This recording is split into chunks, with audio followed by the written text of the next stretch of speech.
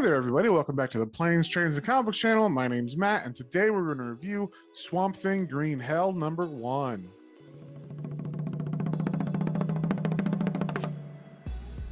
And before we get into that, if you guys would mind sharing, subscribing, it really helps me out and lets me know what you guys want to see more of. So, with that being said, let's get straight into this thing. All right, so we got the cover here of Swamp Thing Green Hell #1. It is by Jeff Lemire, Doug Mahnke, and David Barron. This is a DC Black Label book, so it's not in continuity. And like I said, this is book 1.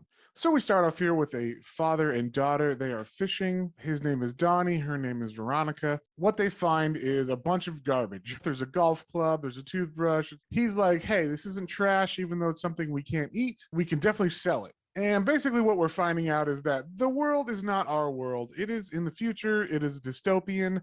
I'm assuming global warming has caused the water levels to rise. So this is a community that has popped up on what probably was a mountain range or something, but is now the coast, and they barely were able to survive on here. So it's kind of like the early beginnings before the movie Waterworld. And then Donnie begins to sell his junk that he got. And then all of a sudden, the alarm rings off in the town, and these guys come in from the ocean, and they are armed. We find out that it's actually the brother-in-law of Donnie. So him and his buddies, I guess, control a lot of the other communities in the area, or at least the one that they're at.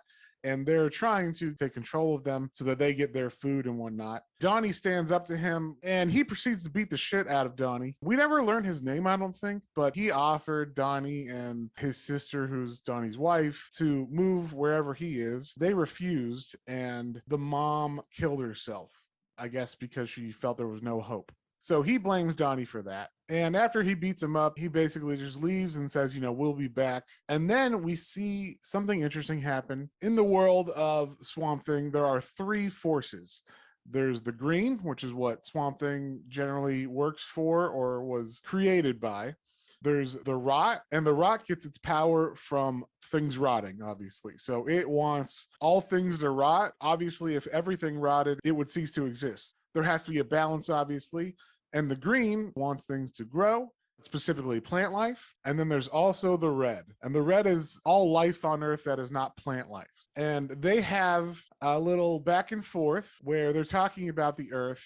And basically they're all vying for like who is going to fix this problem. They don't want the Earth to be just a void ball that has water and rocks. They want it to have life, and those things need to die and rot. So the Parliament of Trees, which is in charge of the green, they decide to take it upon themselves to awaken a hero to fix the Earth.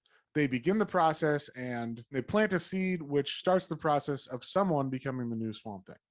In the meantime, while that's going on, this dude named Peter is very sick of Donnie's brother-in-law coming and attacking the village, and they're worried that they're going to come and do like a final attack and just kill everybody and take everything.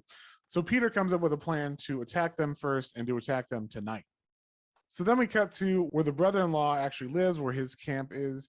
It's in a old oil derrick, and the brother-in-law is just kind of looking out into the ocean, and he's tired of this post-apocalyptic life. The villagers attack, and they get the surprise. They actually kill the brother-in-law.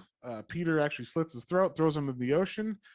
This is what the Parliament of Trees was waiting for. And they make the brother-in-law the new guardian of the green, who's going to restore the balance of the Earth. So then we cut to the village, and the alarms start going off. Donnie's like, hey, Victoria, this is it. Those guys pissed off my brother-in-law. They're coming to kill us now. Remember what I always told you. Take the boat, go north to this certain spot, and I'll meet you there. And if I don't meet you there, then just keep going north in the boat. But it turns out he was wrong. This is actually what's attacking the village. This Swamp Thing has already killed everybody that was on the oil derrick, and he is now going to kill everybody in this village. He starts to attack everybody, ripping them apart. He finally gets to Donnie, and Donnie's trying to stab him, but it doesn't do anything, and he recognizes that that's Donnie. We cut to Veronica, who is running like her dad told her to, and she runs into the old man, Georgie, and he's like, quick, get on the boat. And she's like, oh, you going with me to the north? He's like, I ain't going north. There's nothing up north. We're going to the lighthouse. So they go to this lighthouse because Georgie knows this is the only man that can help him right now. And I'm going to stop right there. I don't want to spoil the rest of this comic. Basically, this was a great issue. Jeff Lemire really knocks us out of the park. I feel like this would have definitely been in his Swamp Thing run from the New 52. So this kind of just feels like it picks up just at a later date to his run.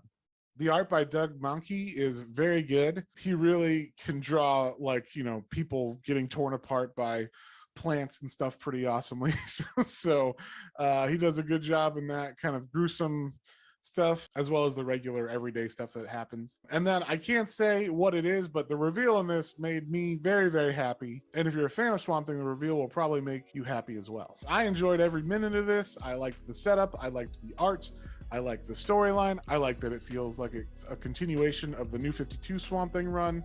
So I'm going to give this comic a 5 out of 5. Jeff Lemire knocked it out of the park. Doug Mahnke knocked it out of the park. And if you liked what you saw, definitely go to your local comic book store and pick this one up. And we will see you guys on the next one.